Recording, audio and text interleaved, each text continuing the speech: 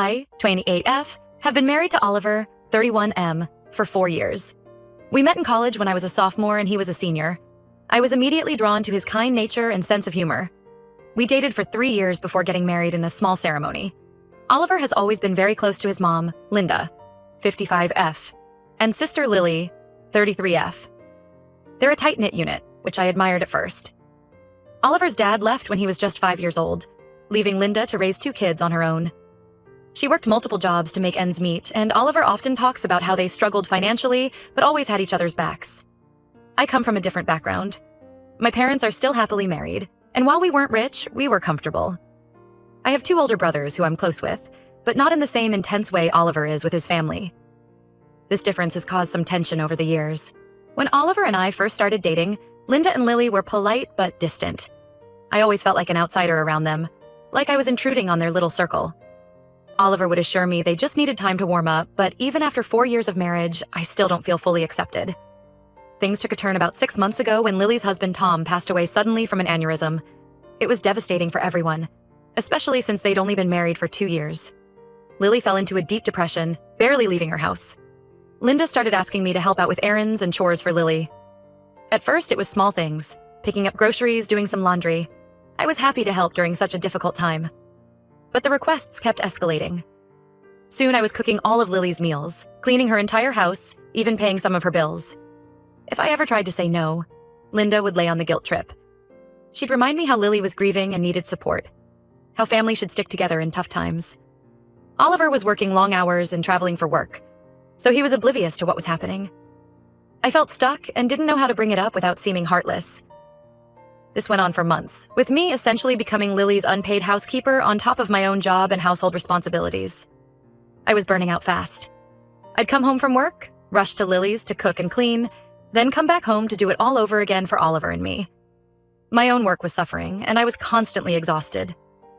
I tried to talk to Oliver about it a few times, but he'd just say how proud he was of me for helping his sister.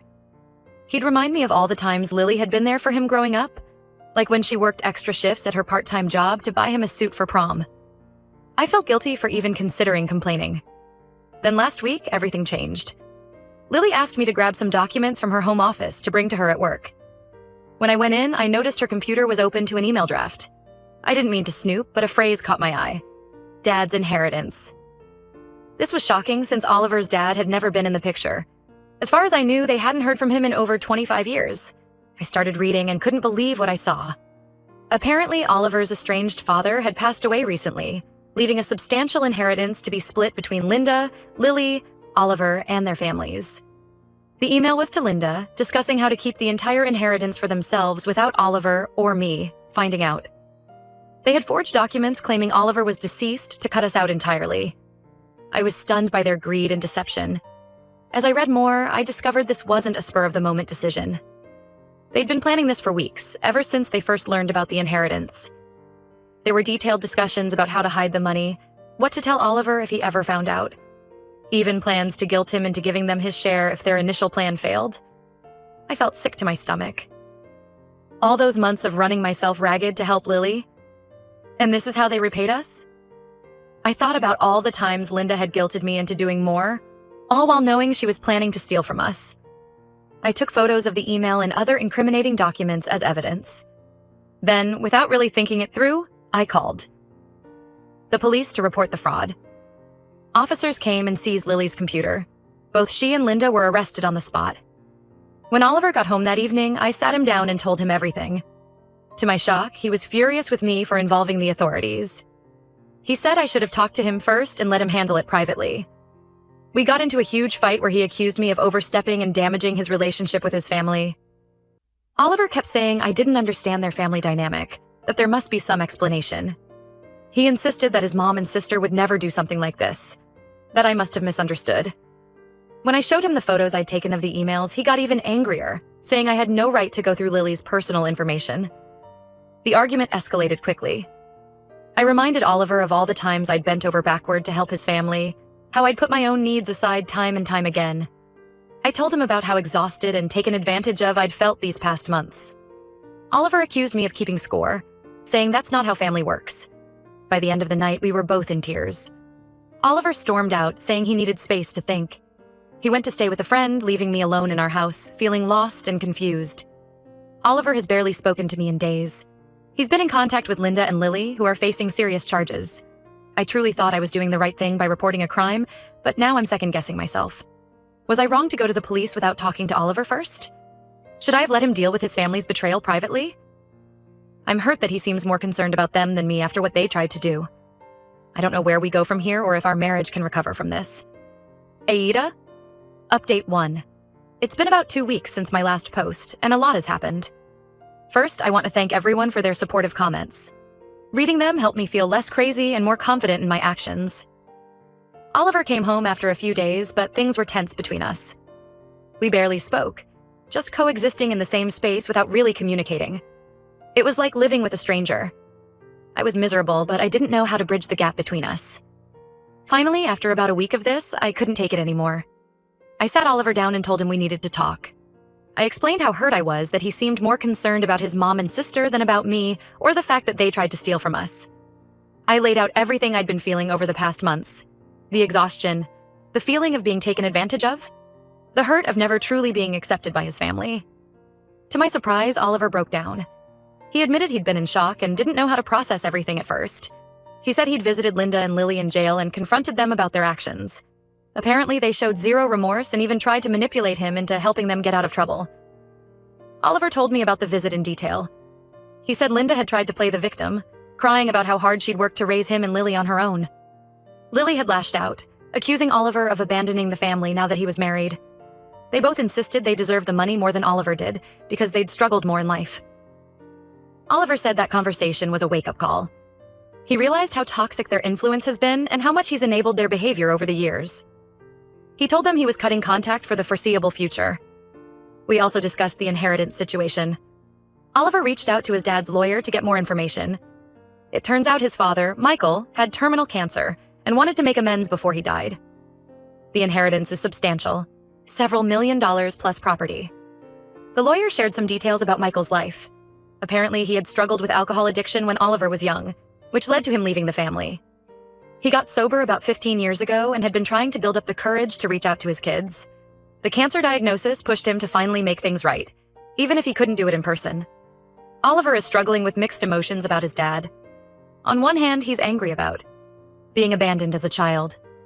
He talked about how he used to wait by the window on his birthday, hoping his dad would show up. On the other hand, he feels grateful for this final gesture and curious to learn more about his father's life. As for Linda and Lily, they're still in jail awaiting trial. Their lawyer is trying to get them a plea deal, but it looks like they'll face significant jail time regardless. Oliver said he won't be bailing them out or helping with legal fees. I asked Oliver why he reacted so strongly to me calling the police initially. He admitted he has trauma from a bad experience with law enforcement as a teenager. Apparently, he and a friend were roughed up by cops after getting caught with alcohol underage. He said he panicked thinking about his mom and sister being mistreated. Oliver shared more about this incident. He and his friend had been celebrating after a football game, drinking beer in the park. The cops who caught them were unnecessarily aggressive, slamming them against the police car and twisting their arms. Oliver ended up with a sprained wrist. The incident was brushed under the rug, and Oliver's been wary of police ever since. I understand his fear better now, but I told Oliver I still believe reporting the crime was the right thing to do. He agreed and apologized again for lashing out at me. We both acknowledged we need to work on our communication. Oliver also apologized for not noticing how much pressure his family had been putting on me. He admitted he'd been blind to their faults for a long time, always making excuses for their behavior. He promised to be more aware and supportive in the future. We talked about our childhoods and how they've shaped our views on family. Oliver shared more stories about growing up poor, like how he and Lily would make up games to distract themselves from being hungry. I opened up about feeling like I never quite fit in with my own family, always a bit of an oddball among my more traditional brothers. Things between us are still a bit tense, but slowly improving. We're trying to focus on supporting each other through all the legal and financial complications ahead. We've agreed to be more open with each other about our feelings and concerns moving forward. I'm cautiously optimistic that we can come out stronger on the other side of this mess. It's going to take time and effort, but for the first time in a while, I feel like we're on the same team again. Update 2. Another few weeks have passed, and we've made some big decisions. After a lot of discussion, Oliver and I decided to use part of the inheritance money to start our own business together. We're both leaving our current jobs to focus on this new venture full-time. The business idea actually came from a shared passion we'd neglected over the years. Oliver and I both love cooking, and we've always talked about opening a small restaurant someday. With the inheritance, we finally have the means to make it happen. We've spent countless hours planning menus, scouting locations, and crunching numbers. It's exciting but also scary to make such a big change. However, we feel like this shared goal is bringing us closer together after all the recent tension. We're having to communicate and collaborate in new ways. Oliver's been opening up more about his complicated feelings regarding the inheritance. He confessed that part of him feels guilty for using the money, like he doesn't deserve it after all these years of no contact with his dad. We've had some deep conversations about forgiveness and second chances. We also decided to move into one of the properties Oliver inherited from his father. It's in a nicer area than our current place and will give us a fresh start. The house is an old Victorian with lots of character, but it needs some work. We've been spending weekends painting and fixing it up together. Going through his dad's belongings has been emotional for Oliver, but also healing in some ways. He's learning about parts of his father's life he never knew. We found old photo albums, including some pictures of Oliver as a baby that he'd never seen before. There were also journals where Michael wrote about his regrets and his hopes for reconciliation. Linda and Lily's trial date is set for next month.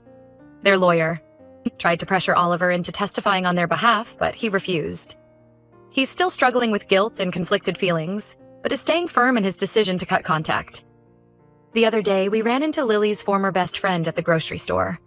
She told us that Lily had been spreading lies about the situation, claiming that I had set them up and fabricated evidence. It was upsetting to hear, but Oliver immediately shut it down and defended me. It meant a lot to see him stand up for me like that.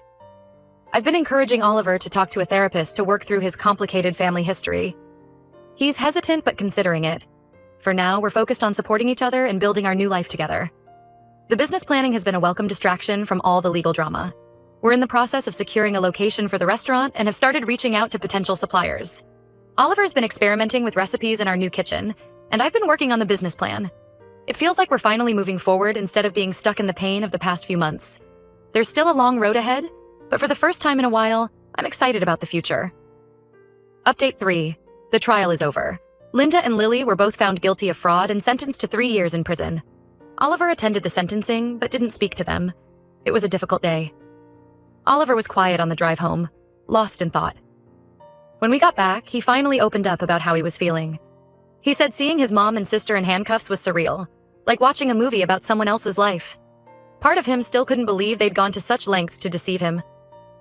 We talked late into the night, rehashing old memories and trying to make sense of everything that's happened. Oliver shared stories from his childhood, some good and some bad. He talked about the time Lily stayed up all night to help him finish a school project, and about the Christmas when Linda worked 3 jobs to buy them presents. But he also remembered the manipulation, the guilt trips, the constant pressure to put family above everything else. I think the trial really drove home the reality of the situation for Oliver. He's realizing he can honor the good memories while also acknowledging the hurt they've caused. It's a difficult balance, but he's working on it. We're moving forward with our plans and trying not to dwell on the past. Our new business is launching next month and we're settling into the new house. The restaurant renovations are almost complete, and we're in the process of hiring staff. It's been a whirlwind of activity, but it feels good to be building something positive after all the negativity. Oliver has started seeing a therapist to work through his feelings about his family. It's early days, but he says it's helping him process everything. He's also been reading books about setting boundaries and breaking cycles of toxic family dynamics. We've had some disagreements as we navigate this new chapter of our lives, but we're handling them better than before. We're both making an effort to communicate more openly and honestly. It's not always easy, but it feels like we're growing stronger as a couple. There are still challenges ahead. We're both nervous about the restaurant opening, and there's always the possibility that Linda and Lily will try to cause trouble once they're released. But we're facing these challenges together, which makes all the difference. I'm proud of how far Oliver has come in setting boundaries with his family. It hasn't been an easy journey, but he's shown incredible strength and resilience. We're both learning and growing from this experience.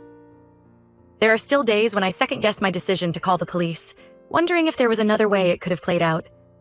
But then I remember the deception, the manipulation, and I know I did the right thing. It may have been a difficult path, but it led us to where we are now, and I'm grateful for that. As we prepare for the restaurant opening, I find myself feeling cautiously optimistic about the future.